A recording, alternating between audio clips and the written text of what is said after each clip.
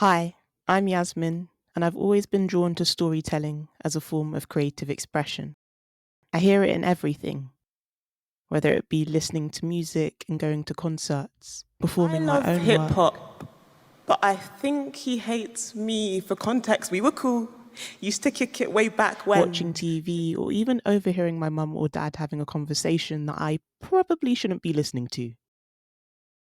But to be honest with you, I've always found home in a sentence, in words. A piece of paper and a pen, which is quite funny because a lot of the time I can't really read what I've written. If I don't grip my pen like my life depends on it, my handwriting looks like a primary school kid who's trying to get their pen license for the fourth time. I think it's doubly funny that I love words so much because I'm dyslexic. I've also got ADHD inattentive. My assessor described it as mild. However, I would argue that the last minute nature of making this video begs to differ. So it is currently 12:43, Tuesday the 4th of February. I said that I would get this in by this morning, and here we are. Looking back, I found that the colour of my skin and the body that I'm in speaks louder than what I tell others I feel or am experiencing. So in this video, I want to share with you my diagnosis journey and how underlying stigma at school, at home, and at the GP prevented me and others around me from ever clocking that I could ever be neurodivergent, particularly as a Black woman. I'll then take the opportunity to celebrate how some artists use creativity as a form of expression and joy, as well as an advocacy tool to indirectly combat the stigma that neurodivergent people face on a day-to-day basis. So, this is the misdiagnosis of missed behaviour, an intersectional exploration into neurodivergent stigma and creativity. Before I properly begin, I wanted to jump into the definition of stigma in the context of mental health and neurodiversity through the lens of the American Psychiatric Association. There are 3 types. The first, prejudice, also known as public or social stigma, which is a misperception that the public or wider society hold of a particular group. For instance, one might say that everyone has a little bit of ADHD, or that it isn't a real problem, which can often invalidate the severity of that experience for an individual who does have it. The second is internalization, also known as self-stigma. This is when a person internalizes the public misperception of what it means to have a particular form of neurodivergence, to the point they believe it themselves as fact, despite their lived experience screaming that this is not the case. For example, a Black autistic female may internalize that she must be strong, she must work 3 times as hard to be accepted. But these stereotypes, constructed by racist ideals, means she may feel as though she cannot fully be herself, ask for help, or be offered support when needed. The third is discrimination, also referred to as institutional stigma. This type of stigma normalizes prejudice practices that are disabling to neurodivergent people and enact them in reality. For instance, a university lecturer may deny that dyslexia exists and therefore may mark down students for spelling or grammar. This example was highlighted in research conducted by Hannah H. Hamilton Clark in 2024, which explored how students would often choose not to disclose their diagnosis due to the fear of stigma by peers, lecturers, and the institution at large. All of these stigmas at one point or another affected the way I saw myself, even pre-diagnosis. Being quite a shy and reflective person, I often found myself being most affected by the second type of stigma, internalization. I remember when I was a kid, maybe about 5 or 6, one family member called me weird because I didn't talk much. I always felt like this human puzzle piece trying to fit into a conversation a lot of the time. I still do. Having thoughts spinning and whirring in my mind, but not knowing how to put them into a sentence verbally. Probably why I liked writing so much. There was space between my thoughts. What I wanted to say, I could craft and shape that and put that on a page. But despite my love of it, I remember how teachers used to scrawl careless in red pen so clearly, not like my handwriting at all, across the pages of my book when I had made a mistake, when my handwriting flew off the rigid lines of a page. In my school reports, the words distracted and daydreaming often cropped up. Slow. I was always really slow at reading or finishing exams. But I was never slow enough for extra time, never careless enough, never weird, never quiet, never quite distracted or daydreaming too much to ever be suspected of being neurodivergent. Not as a kid, anyway.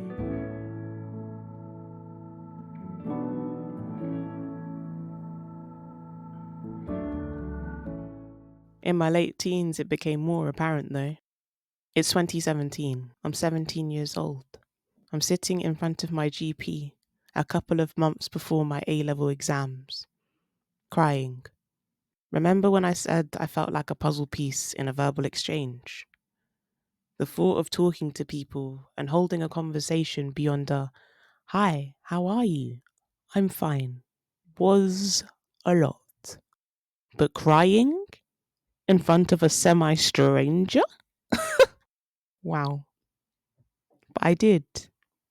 Words failed, but the tears spoke louder and clearer than I ever could. And it happened before, in the middle of a French class, and I had to be sent out of class. And when my teacher asked why, I couldn't find the words. And it happened after a statistics 1 lesson, when we'd already finished, and I felt like I was failing and falling behind. And it was at that moment, only then did I regret taking maths. And before in public sometimes, hiding the tears behind the tugging of my blazer sleeve. Pull a Tracy Beaker and say it was hay fever for anyone who asked me in the dead of the winter. And I'd cry alone. A lot. School was stressful. School was the place where I constantly felt invalidated, but was the only place I cared to be accepted, academically. I remember this constant heaviness in my chest, a whirring of thoughts, a fluttering in my stomach, just exhausted from trying to keep up with the expectation. See, the thing is, I went to a school with a head and some senior leadership staff whose ideal student was a Russell Group Oxbridge candidate with A grades, preferably A stars, but you know A levels, they're hard, who didn't do anything creatively inclined unless they were exceptional because Mickey Mouse subjects wouldn't be looked upon too favourably. I was unhappy. I felt like a failure in comparison.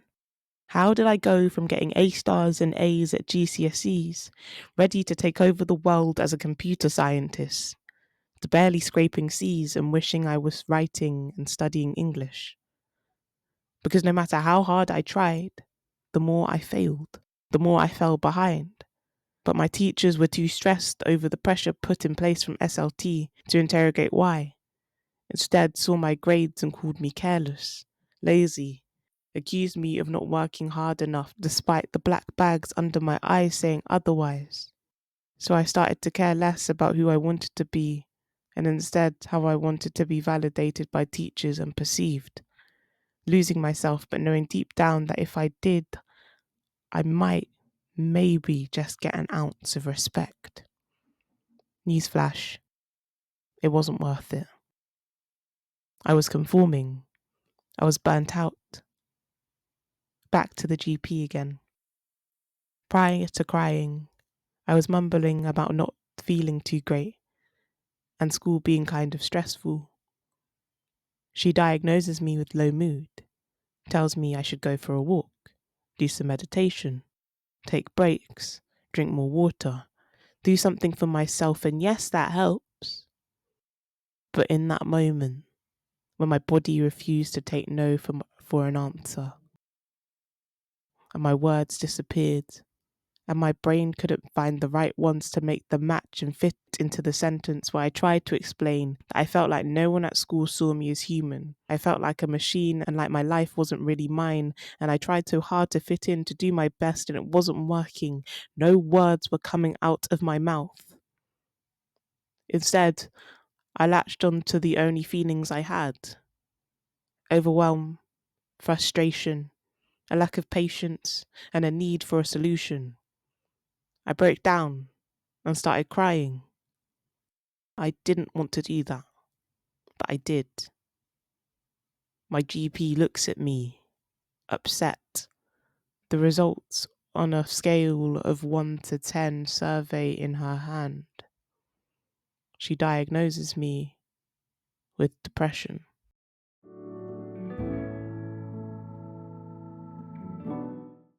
It would be another 2 years and a couple of months, 1.5 failed attempts at university before I would officially be diagnosed with dyslexia and ADHD for free. This would be at university, one that prided itself on supporting mature learning students who had returned to education, this time by choice.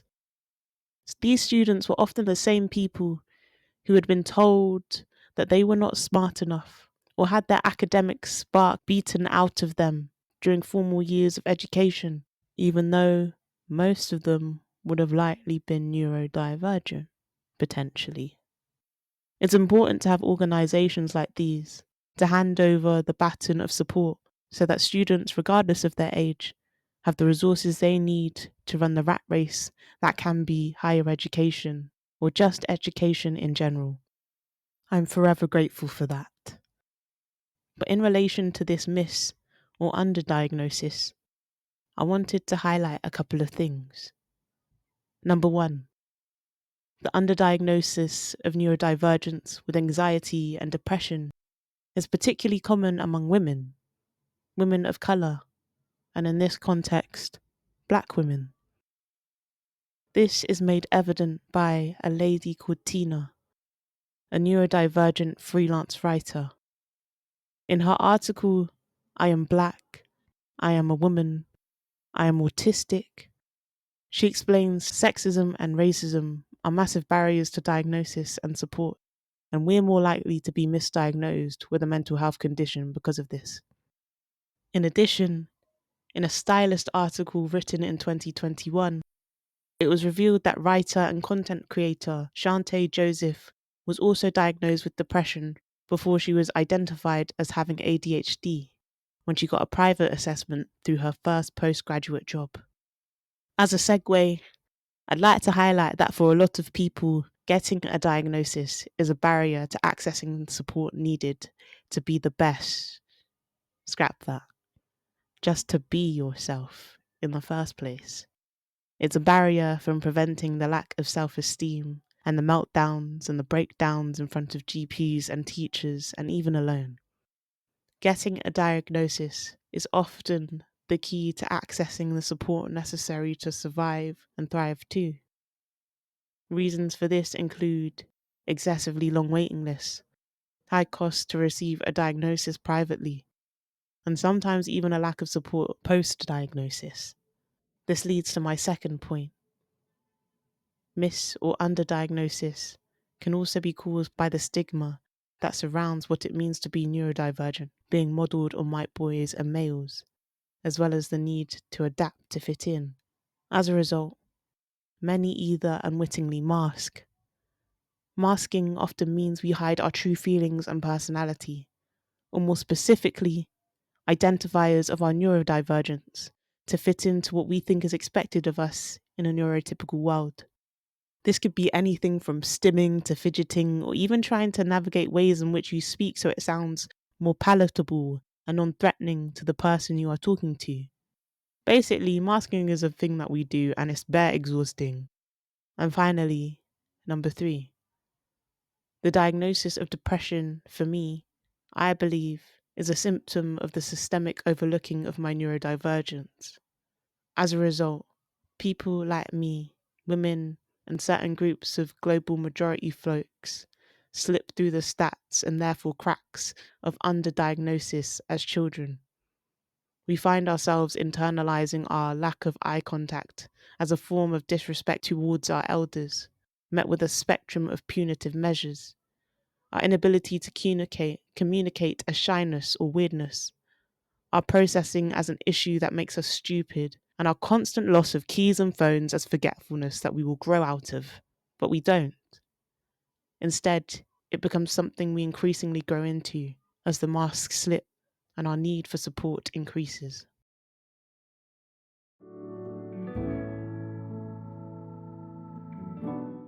That's why I'm so interested in the ownership of our stories and experiences. As a creative myself, I believe that creativity allows us not only to express who we are, but indirectly reframe and reclaim false narratives, whether they be societal, cultural, or institutional, that are imposed upon us, especially as neurodivergent women and non-binary people of colour. Also, I find that most neurodivergent creatives are at home with the pieces of work they bring to life. It's as though the mask they were forced to put on when they were navigating the ups and downs of the world just seem to slide off or away anytime they are live on stage, upload a beat, or post a picture of a painting or a carving they've made onto socials.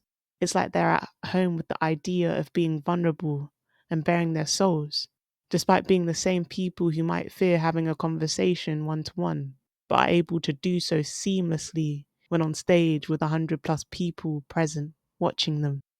So I thought it'd be cool to share some examples of that with you. First up, we have Shakira Alleyne.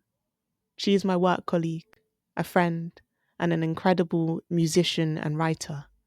She was late diagnosed with autism and ADHD. In the last year, she expanded her creative pursuits into the world of documentary filmmaking, and as a result, marked her debut at the Rich Mix in Shoreditch in January 2025, where she screened her documentary Neurodiversity in Music, Improving Access. By centering the voices of neurodivergent people, she explored what could and should be done by organizations to support neurodivergent musicians and creatives as a whole. The reception was incredible, and this, I believe, is a perfect example of how lived experience from a variety of different perspectives across the spectrum of neurodivergence can be used to advocate for the needs of other neurodivergent people within the industry, but also celebrate their potential and goals too. It's not yet been released, so instead, what I will share is a snippet of Shakira being featured on the Working to Work podcast and then with when I was Samuel around Robinson. 16, I believe, 16, 17, I was having like a period of like really poor mental health, and I was in a mental health hospital. And just because I had so much time on my hands, I was given a guitar, and I just started to teach myself to play the guitar. And it was like more of a way of like having something to do at that point. Eventually, as I was getting more into music, like listening to music, kind of exploring genres that I hadn't really explored in secondary school, I was like, oh, okay, I could really combine the writing with the music kind of thing. So I started to do that just for myself. And then I started to go to this program. It was called Raw Material, a charity, and they had a course which was specifically for people experiencing mental health problems. And it was every week, and it was really like laid back. So you could go there, you didn't have to have a special set of skills or anything, just an interest in music and wanting to get involved, that kind of thing. And so yeah, I started going there and just really building on my skills. I should mention, before all of this, in secondary school, I have always loved rapping, but I never thought that it was something that I actually wanted to do. It was just something that I loved for myself. So then, yeah, at Raw Material, I kind of just was combining like my love for rap with like this new experience of like learning the guitar, listening to more indie music and that kind of thing. And then there was like performance opportunities, and it was really nice. It was like, it was super laid back. It was mostly like friends and family, that kind of vibe. But it made me think, oh, this could actually really be something. Like, this self-expression is something that I hadn't experienced before, where for years and years, I kept things so bottled up with inside. So it was almost like just a way to express myself. That was like a couple of years of just kind of enjoying it, messing around, that kind of thing. Lastly, we've got my mate Gawa. They are a storytelling extraordinaire, an actor, a writer, a comedian, a photographer. Basically, they do it all. They were diagnosed with ADHD when working in the corporate world. However, I met them on a National Youth Theatre course in the summer of 2022. In a random conversation, I think coming back from a play, one of us mentioned we were neurodivergent. We then pointed at each other like that Spider-Man meme, but with a sense of shock, solidarity, and of course you must be neurodivergent. Ever since, I've been a stan of their whole being and personality, and how that is infused with their work as a creative. They recently started a social media account where they explore what it means to have ADHD, and despite being targeted towards a Chinese audience, the message is comedically universal. But here is a short snippet of Gawa and their spoken word comedy poem, which I think is hilarious and blends the incredible talent that they are all in one go. Hi, Gawa, and something really sad and tragic and terrible happened recently, and so I've been grieving ever since, but it also made me do some soul searching. So I wrote this, my first spoken word poem. I talked to some of my friends about this event, but they just said, it's not that deep. Well, I'm basically here to say it is that deep. Forgive me if I'm still a little bit emotional. So, here goes. He used to be fit until he made that questionable decision with his facial hair. It's not even Movember. So why in the middle of December, lest the man-loving folks find you attractive, did you hang yourself out to dry? You're not like Gary, whom I've always known as the guy with the Nancy moustache. I remember you from a time when you had found your style before you lost it again. You already looked mature for your age. Now you look like your dad's older brother. I get it. You're 24. Your frontal lobe is 3 prime ministers away from being fully developed. But I don't know, you don't need brains for that. All you need is eyes and a mirror. Or one genuine friend. And a kind, good-hearted barber worth his salt. Well, does this mean you're no longer single? You found the one, so you've decided to let yourself go? Facial hair is sacred. It frames or tames a visage, so I wonder where it came from, this urge to stray from grace. Does it come from a place of vulnerability? Do you want to push people away?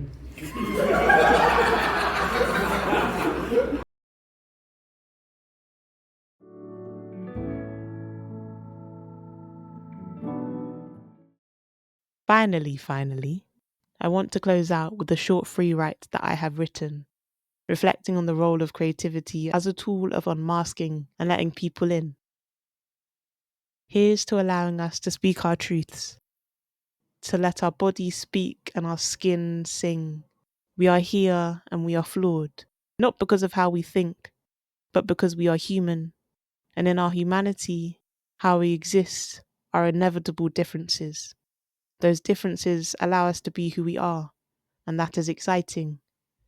When we choose to make art, we are inviting strangers, some of whom become friends, others family, into the homes of our hearts and minds.